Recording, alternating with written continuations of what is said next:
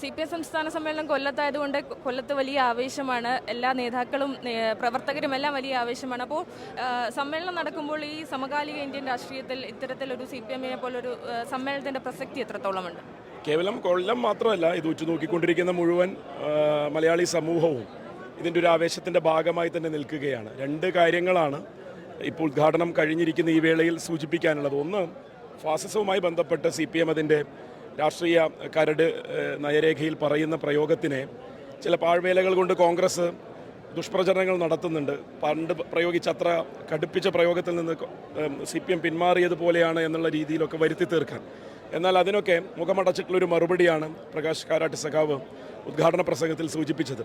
എങ്ങനെയാണ് ഇവിടുത്തെ ഫാസിസത്തിൻ്റെ സ്വഭാവത്തെ നിർവചിക്കേണ്ടത് എന്നുള്ളതിന് കോൺഗ്രസ്സുകാർക്കുള്ള ക്ലാസ് അദ്ദേഹം ഇവിടെ എടുത്തു കൊടുത്തിട്ടുണ്ട്. അത് ഇനിയെങ്കിലും ബോധമുള്ളവർക്ക് മനസ്സിലാകുമെന്ന് പ്രതീക്ഷിക്കുന്നു.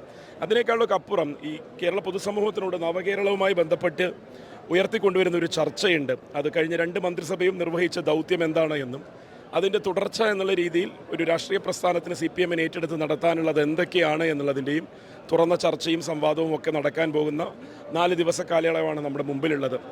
ഈ സമൂഹത്തെ കേട്ട് ആ സമൂഹത്തോട് പറയാനുള്ളത് ഉത്തരവാദിത്തപ്പെട്ട ഒരു രാഷ്ട്രീയ പ്രസ്ഥാനം എന്നുള്ള രീതിയിൽ CPM മാത്രമാണ് ഈ ഇന്ത്യ മഹാരാജ്യത്ത് തന്നെ നിർവഹിക്കുന്നത്. അല്ലെങ്കിൽ ഇടതുപക്ഷ രാഷ്ട്രീയ പ്രസ്ഥാനങ്ങൾ മാത്രമാണ് അതിൽ പ്രധാനപ്പെട്ട പങ്ക് CPM-ആണ് വഹിക്കുന്നത്. അത് വലിയൊരു ജനാധിപത്യ പ്രക്രിയയാണ്.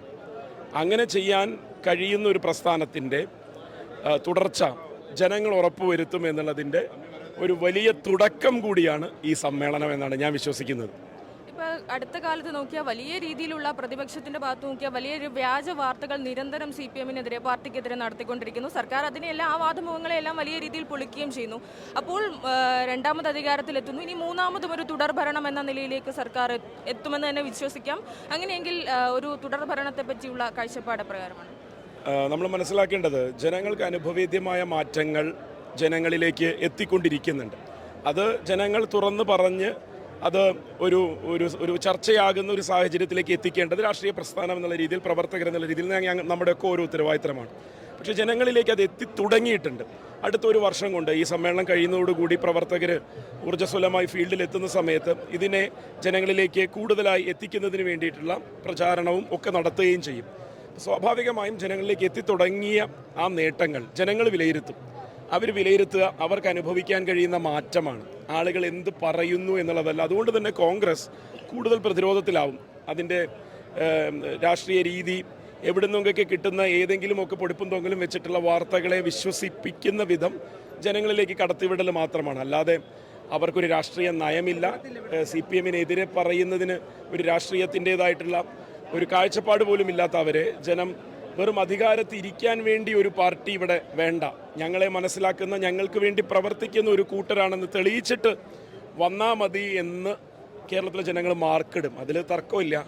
ആ മാർക്കിടലിൽ എവിടെയായിരിക്കും ബാക്കിയുള്ള പ്രസ്ഥാനങ്ങൾ നമുക്ക് ആലോചിക്കാവുന്നതേ ഉള്ളൂ. തുടർച്ച ജനങ്ങൾ അർഹിച്ച് നൽകുന്നതായിരിക്കും. സമ്മേളനം നോക്കിയാൽ നിരവധി, നമ്മുടെ ആശ്രമ മൈതാനം നോക്കിയാൽ നിരവധി സ്റ്റാളുകളുണ്ട്. അപ്പോൾ ബഹുജന ഒരു പങ്കാളിത്തം ഈ സമ്മേളനത്തിൽ കാണാൻ സാധിക്കും അല്ലേ? CPM അങ്ങനെ ഒരു പാർട്ടിയാണല്ലോ. പ്രവർത്തകർ മാത്രമല്ല, ഇവിടെ വന്നിരിക്കുന്ന പകുതിയിലധികം ആളുകൾ ഇപ്പോൾ പുറത്തുള്ളവർ, അവർ പ്രതിനിധികളല്ല. അവർ ഈ സമ്മേളനത്തിൻ്റെ ആവേശം കൊണ്ടുകൊണ്ട് കാസർഗോഡ് മുതൽ തിരുവനന്തപുരം, കന്യാകുമാരി വരെ വന്നവരെ നിങ്ങൾക്ക് ഇവിടെ കാണാം.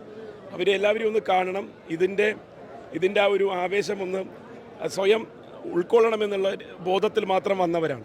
9-ാം തീയതി അവസാന ദിവസം മാത്രമാണ് പൊതു സമ്മേളനം നടക്കുന്നത്. അപ്പോഴും ഇവിടേക്ക് വരുന്ന ആളുകൾ ഇതിൻ്റെ ഭാഗമാകാൻ കാണിക്കുന്ന താല്പര്യം, കൊല്ലം നഗരവും കൊല്ലത്തെ ഈ ജില്ലയിലെ മുഴുവൻ ആളുകളും ഏറ്റെടുത്തിരിക്കുന്ന ഒരു ആവേശമൊക്കെ CPM-ൻ്റെ ഈ ജനകീയ അടിത്തറ എത്രത്തോളം വിപുലമാണ് എന്ന് തെളിയിക്കുന്നതാണ്. അത് കൂടുതൽ ചെറുപ്പക്കാരിലേക്കും സ്ത്രീകളിലേക്കും ഈ പ്രസ്ഥാനത്തിൻ്റെ ശരികളെ എത്തിക്കുന്നതിന് ഈ സമ്മേളനം ഒരു നിമിത്തമാവും എന്നുള്ളതാണ് മനസ്സിലാക്കുന്നത്.